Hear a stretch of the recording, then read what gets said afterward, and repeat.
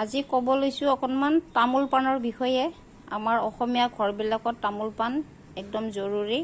তাৰ কাৰণে এইখন ধুনীয়া বটা, আৰু এই বটাত এতিয়া তামোল পাণবোৰ মই সজাই দিওঁ, দি পেলাই কথাখিনি কৈ আছোঁ। এয়া পাণ।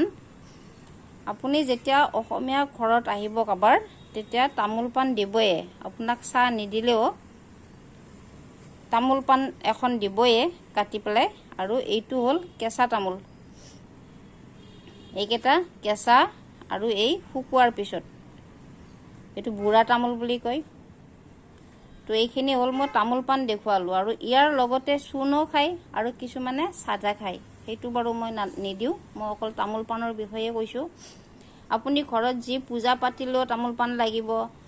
যদি কিবা বিয়া পাতিছে, কিবা পূজা কৰিছে, যিকোনো কিবা ভাল কাম কৰিছে, তো এই তামোল পাণ আমাৰ